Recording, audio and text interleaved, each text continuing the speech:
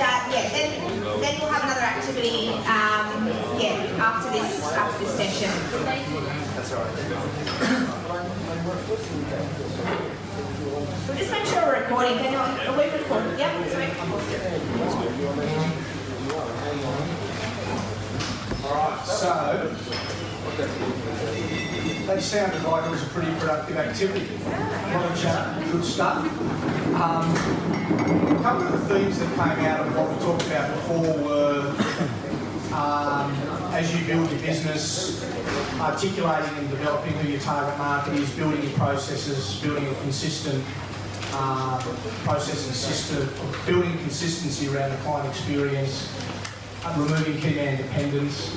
I want to move back to Daniel around a bit more about that journey from when you started with, I guess, a fairly short-term outlook about we're just going to get pizza out the door, you're running restaurants, we've just got to, you're looking towards the next day and the next week.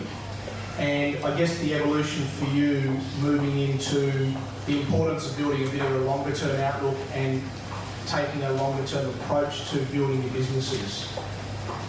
Yeah, my voice is loud. I guess I've got an unusual story because I came from a hospitality background and about a year and a half ago made a very big transition to work in property. And one of the questions I get asked all the time is, Dan, like, what the hell? How does that even work? It is such a massive shift. And it was even really a massive shift for me. And I guess I used to be a very short-term thinker, and especially being in a high-octane industry like hospitality where, guys, it's as sorted on the inside as it looks on the outside, right? It's a day-to-day, moment-to-moment thing, and I certainly wasn't really thinking, I didn't really have a long-range plan. But I did have a catalyst probably about 6 or 7 years ago. Two catalysts actually that both hit at the same time. The first catalyst was I wanted to grow my business, and I went to my banker asked to borrow some money to scale up. And I was told that my businesses, even though they were turning over a hefty amount of money, were only worth salvage value plus a little bit more, which I found to be a very rude shock, because I thought this was going to be my ticket to freedom, and I could sell these things for millions of dollars and whatnot, and that was a real slap in the face. And then shortly thereafter, the second catalyst was a call from my mum. She decided just before her 60th birthday that it would be time to see a financial planner. Time to see a financial planner 1 year before you want to retire. And Mum, I think Alexi's heard this story before. Mum rang me crying because she was upset that her financial planner had told her that she couldn't retire because she didn't have enough money to see her through to the end. And that she'd need to remortgage her house, which she already had a mortgage on, and that we wouldn't get to have an inheritance, rather we would inherit her debt. So, being an Italian boy, good Italian boy, no one likes to hear their mum cry, and it was very unsettling because being in Australia, living in a lucky country, you think the deal is that you do your service, you do your time. And my mum works with severely handicapped kids, by the way, so she's been a real giver in her career. And you would think, I do my part, and down the track there's going to be a pension, and there's going to be your super, and everything's going to be okay. And when that doesn't work out, it's really kind of, the light bulb goes on. And I saw the same thing happening to me, because I'd never thought about what was going to happen in 30 years' time. Never thought about it, and I was living day to day. So this double whammy of my business is worth nothing. I don't make money unless I go to work, and I'm working 70 hours a week. My mum's going to die in debt, and because she never had the sort of education and the foresight to plan ahead, it's time to do something about this. And again, I think it was probably another book that kind of saved me or got me into the right way of thinking. Does everyone know Stephen Covey's 7 Habits? Yeah. Great book, yeah? Did everyone get something out of that? So habit number 2 is begin with the end in mind. My favourite habit. And I took that to the nth degree, and I really went through this exercise of what is my end going to look like? What do I want to do when I can't work anymore, don't want to work anymore? What sort of a life do I want to lead? I got really real about that as well. Instead of having pipe dreams, you know, I want to boat and I want to be, you know, drive a rangy, all that sort of thing I had in my head back then. And actually, when I calculated it, you know, I love travel.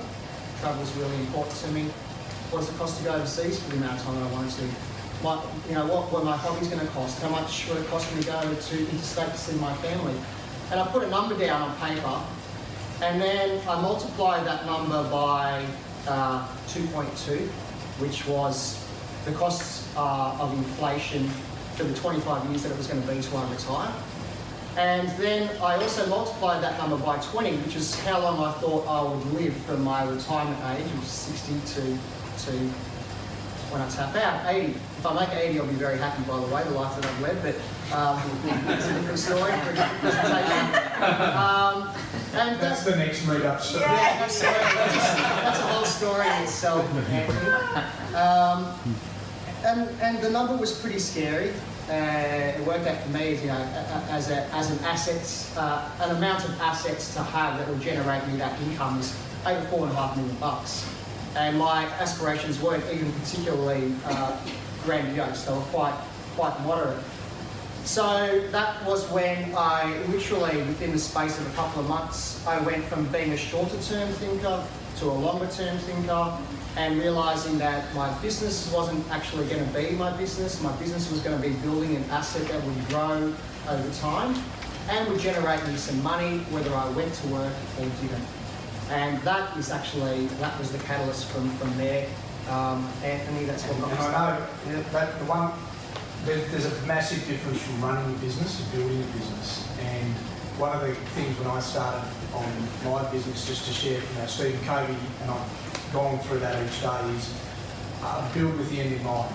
Yeah. So how do you want the business to look? And that may sometimes be at the expense of a shorter term outcome, but it actually is getting the longer term infrastructure, processes, systems and business building in place. You've got to be careful as well though to have that level of flexibility in your thought process, because life can throw you challenges. So making sure that you are working with an appropriate team when that happens to adjust, I think that's another key thing as well that gets you through, because, you know, we may start with the end in mind and, you know, talk about these wonderful things. I know I'm just starting out and, you know, you're obviously a little bit further ahead in your businesses, but, you know, anything could happen between now and then. So sometimes life throws you a curveball. I know from my, you know, personal experiences with my parents' businesses, that's often happened. So it's, you know, having clarity over the future is definitely important, but then also having that flexibility in the way you think to be able to deal with, you know, the challenges that do present themselves. So that's a good segue into what you're doing in your business now, which is shifting your focus from the startup to a more, I guess, the next phase of your business, and doing that in a fairly disciplined way, albeit you have been throwing some curveballs on the way through. Do you want to share that approach a little bit more, and what you're focusing on, but also how you're approaching that? Cool, yeah. So I guess at the moment I'm going through a transition between selling off a book of clients I purchased from my dealer group and aligning with a new home at the moment. So that's all still, I've been doing that for the last 5 months, which is quite difficult and quite distracting. But I'm a big believer in getting rid of those distractions and having a strategy to be able to execute. So working with the right people on that journey at the moment is key. But I see that once I'm able to do that, then that will give me the clarity and obviously the time to work with clients I actually really want to work with, versus holding on to something that, you know, it isn't aligned with where I'm going with my business at the moment. So it's a pretty tough time going through that. Obviously selling off a portion of, you know, the asset and moving forward and assisting clients in the, you know, now and in the future. But yeah, I just think I'll have more time to focus on, you know, the clients that I do have at the moment I do want to work with, versus yeah, having that as a distraction. So Chris, we've heard a couple of personal stories there about businesses. What are you seeing, because you work with a lot of different businesses, what are you seeing as consistent themes of the core challenges that small businesses are facing at the moment? Yeah, no, sure. So again, it's time and money. It's the big people are just getting I guess bombarded with so much to do, and then having a cash flow to be able to get to the next level. So again, it get back to you know, how can we get back that control? How can we have, you know, our plans in place, and then that way we can move forward together. But employees, that's another issue. So they're like, you know, getting a good employee is gold, and managing that. So if you had sort of, how are businesses addressing them? You touched on a couple of things. You're saying the challenges of time and money. Yeah. How are businesses going about addressing? What sort of advice are you giving small businesses? Yeah, no, sure. So I would start by saying, well, let's get a plan as big as your ambition, because if we can follow that plan and then we can plan ahead, then we're going to preempt a lot of problems. So a lot of reasons why businesses go under, they are avoidable. They're like things could have been done. So for example, if you're going ahead and you're doing a cash flow forecast, then you're going to see some of the problems that are there in the future, and so that you can address them on a timely basis before it's too late.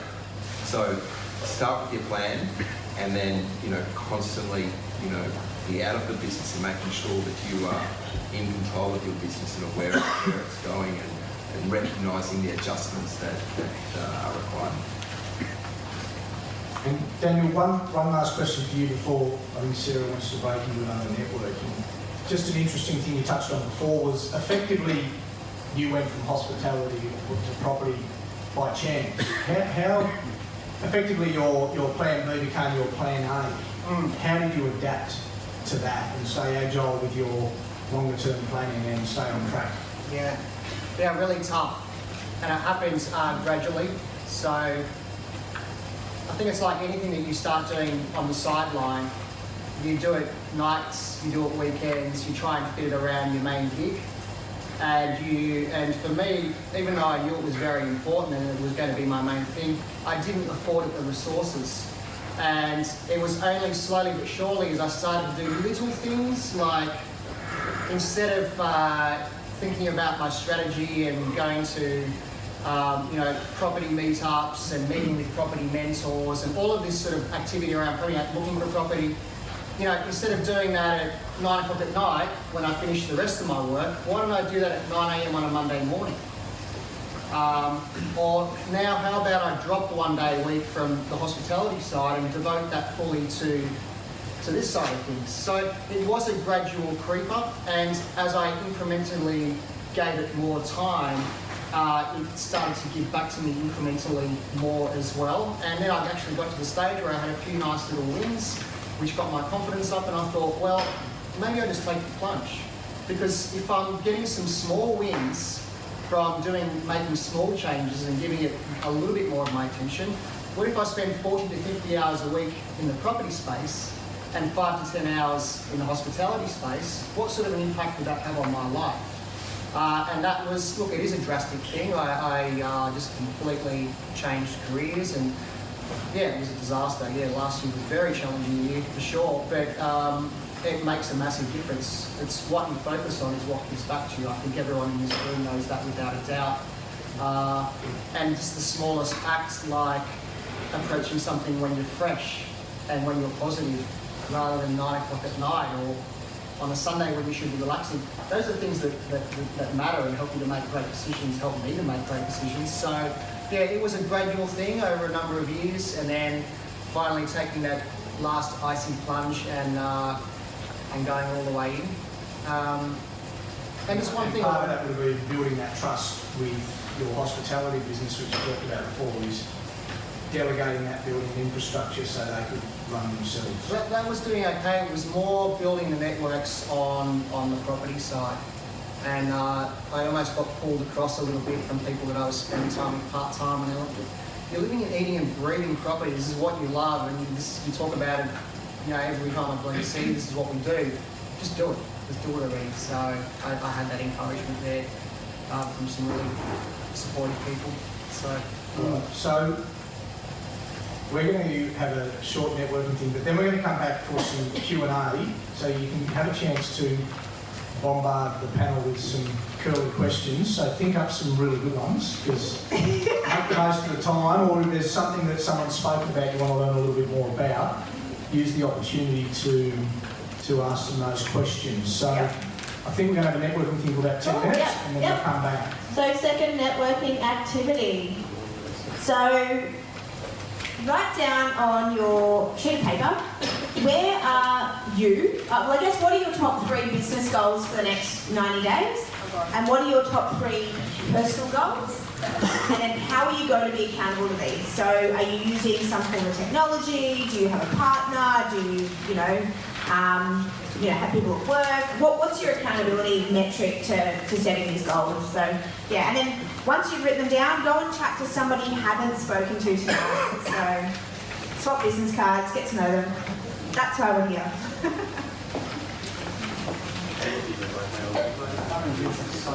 Anyway, so it doesn't make it any different.